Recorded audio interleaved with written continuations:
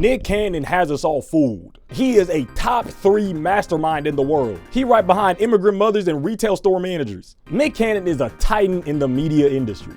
What hasn't this guy done? Shit, who hasn't this guy done? Game shows, sketch comedy shows, reality shows. He worked his ass off to get where he's at, and I gotta respect it. However, the thing that Nick Cannon is known for these days is repopulating. With 12 kids under his belt, everything's given looking like this. Nick Cannon is the only dude I fear needs a court-mandated vasectomy. Why would someone have all these kids? Why spread your seed so far and wide? What's the purpose? It's because the kids are simply a part of his bigger plot. And he's been telling us this the whole time. Actually, he's been telling us since the beginning of his career. This is not just about building a media empire. This man is trying to dominate the entire world. He wants to make his mark in history through his very genetic code. Now, you might be confused as to why I've said that he's been telling us this since his entire career. Everything Nick Cannon has created is an experiment.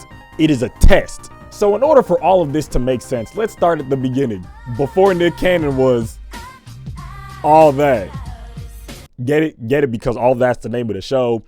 It's the name of the segment. It's also a phrase. And also at the same time, Nick Cannon at 17 was a writer for the hit Nickelodeon sketch comedy show All That. The youngest television writer in history on record. I'm telling you, this guy had a very incredible resume. Get it? Because incredible. And that's like the name of his thing. Incredibles, like the movie Incredibles, not Incredibles 2, just the first one. All of that was basically Nickelodeon SNL. It had news segments, skits, fake commercials, all starring kids just like you. It was a hit and it was a success, but this is where it all starts. Nick Cannon at such a young age was successful. He worked hard and made it to where he is today. Since it worked for him, why not create a legion of people that could carry on this success? There's a quote from the greatest piece of media of all time to ever exist. A man is only dead when he's forgotten. So if there's people on the planet spreading the Nick Cannon gene, he can never die. Y'all know Ultron, the literal techno virus that can put himself in different machines so you never can really truly kill him? Yeah, something like that. It's not about immediate gratification. It is not about short-term success for Mr. Cannon here. It is about planting the seed. It's about implanting the concept and watching it spread over time. All that was just the beginning, and Nick Cannon was one of Nickelodeon's rising stars. The most popular members of All That were given some types of spin-offs. Amanda Bynes was famously given The Amanda Show. Kenan Thompson and Kel Mitchell not only had their self-titled show, but also the cult classic Good Burger. And Nick Cannon wasn't any different. Little did we know, this show that he was about to get was actually catered to fit his rising agenda. Nickelodeon, not being known for their good naming conventions, shortly after All That gave Nick Cannon the self-titled Nick Cannon Show. This is literally a show about Nick Cannon happening to the world around him. He would put himself in random situations with random people and see what would happen. He was already testing his influence on the world. Every episode of the show started with Nick takes over. Nick takes over your family. Nick takes over London. Nick takes over the Pentagon. He was all over the place. He was telling us from the beginning what his intentions were. He has now been given the platform to see how many different walks of life react and interact with him. Cannon would then go on an interview and talk about his creative process. He was a big fan of spontaneity. He came up with ideas and tried to see where they all went, which we all know at this moment is a damn lie. See, Mr. Cannon here was only using Nickelodeon and his platform on Nickelodeon to understand how the masses would react to his Nick Cannonisms. There was nothing spontaneous about this. This was all planned from the beginning. It is not to say that everything Nick created was a step in his plan. However, there were some projects that he had that reinforced this ideology. There was Nick Cannon Presents Short Circuits, a sketch comedy show on MTV. It was your typical sketch comedy show that only lasted for like a season and then got shunted into obscurity. And then there was Nightlife on Teen Nick, where Mr. Cannon over here was trying to understand what spoke to the youth. Why? Well, now we're getting into some different territory. In 2012, Nick Cannon and his company Incredible Crew, along with Cartoon Network, decided to make a sketch comedy show about 6 teenagers. And let me tell you, admittedly, when little Ethan was watching that show, it was nothing short of incredible. Get it? Because I don't think y'all understood the last time. So Incredible is the name of Nick Cannon's company, but also because Incredible is a word, like I said, not like Incredibles 2, Incredibles 1, not Incredibles. My crew is incredible.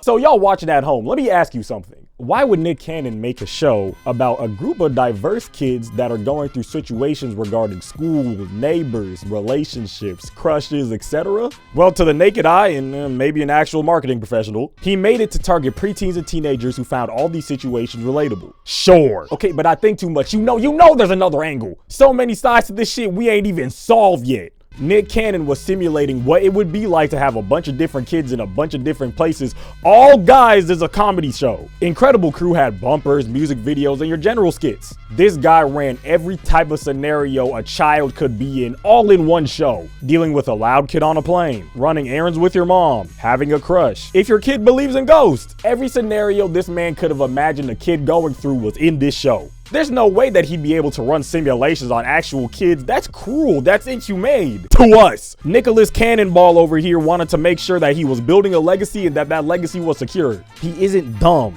He has the chess pieces laid out. He has the conspiracy board. He's not going to make sure that his legacy is fucked up in any sort of way. Incredible Crew served to understand the psychology of children, to understand the psychology of his own children. Now, Nick Cannon has been a part of children's television forever. He was a chairman for T-Nick. He created and hosted Future Superstars, which was a talent show for children. Make It Pop was a Nickelodeon show that he also had a hand in about a K-pop group. We all know how popular K-pop's become, so of course as a businessman, he would take advantage of that demographic. His goal has always been to influence the next generation in some sort of way and have a presence in their lives. Nick Cannon is non-monogamous. He doesn't want to just settle with one partner, which is very telling because Nick Cannon doesn't settle. Almost every one of the shows that I've talked about that Nick Cannon has created were canned after one season. But that never stopped Nick Cannon from making the next show or movie or whatever. It didn't stop him. And I could honestly go on. He has a talk show called Council Culture where he talks about real world issues all dressed like fucking Norbit, adding to another old head who talks about the oh so important matter of being held accountable, just like all your older family members at the functions. He had a self-titled talk show that only lasted one season. He's attempted to take over the airwaves with his presence, but that's not all he wanted to do. He's even had a show on Tubi called Nick Cannon's Big Drive that only lasted one season. And a lot of Nick Cannon's attempts at influence have been short-lived, except for one. In 2005, Nick Cannon caught lightning in a bottle. It is a show of his that withstood the test of time. It is a show that is old as this picture of Shadow the Hedgehog. No, I'm not joking. This was Nick Cannon's magnum opus. He finally struck gold with this one.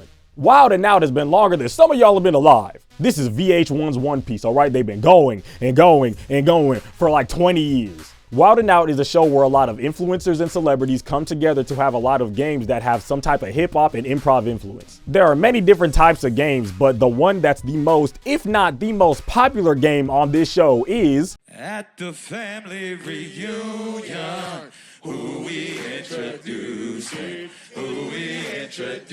People do this in summer camps, office retreats, any type of function with majority black people will do this in order to break the ice. It's catchy, got a nice rhythm, and everybody can sing along. Wild 'N Out is responsible for some of the most viral moments on the internet and also hosted so many celebrities, it was a big success. His first successful show and the jokes were told by people who were actually funny. Nick Cannon is the idea guy, not so much the other things guy, but he knows this. Nick Cannon isn't a slouch. No.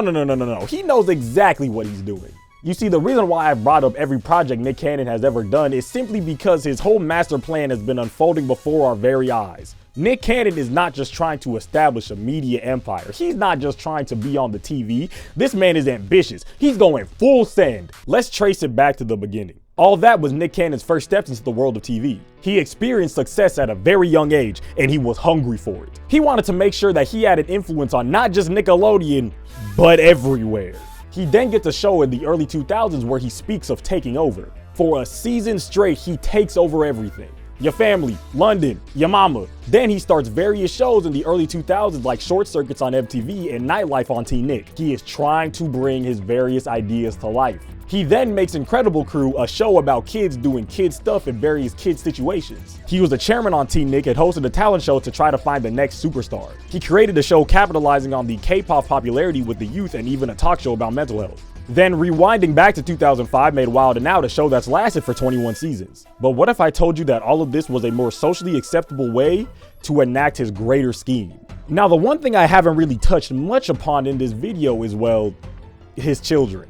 That's because his children are the focal point for his greater plot. It's much more sinister. Recall my reference to Ultron, the very popular Marvel villain. Nick Cannon wants his legacy to continue. He wants to create his own genome. Nick Cannon doesn't just want to live on in his work. No. He wants to live on in other people. He wants all 12 of his children and future generations of Cannon to have that same hunger that he does, that same desire to be unstoppable, that same drive to conquer the world. His goal is to make sure that when people take their 23andMe, there'll be a percentage Nick Cannon. And it's been crazy because he's literally been telling us that from the start. From him working in children's television, to him talking about mental health, to him having a show that's basically a big family reunion. These kids didn't happen on accident. These kids were birthed by multiple women on purpose. This was all planned and calculated. Even the names of his children sound like generals in a war. For someone who can't make anything that can't get past one season, Nick Cannon is very determined to make sure that his legacy on this planet stays forever. He wants the automobile industry. He wants the entertainment industry. That man wants to make sure his name is cemented into the very core of this planet. Now, to be completely honest, it's pretty harmless. A lot more Nick Cannons on the world can't create actual damage, but just know that this has been in front of our eyes this whole time. Don't be surprised when your next door neighbor is talking about making a reality show where kids compete to have the best lemonade stand. Anyways, this has been Ethan, and I'ma see you when I see you.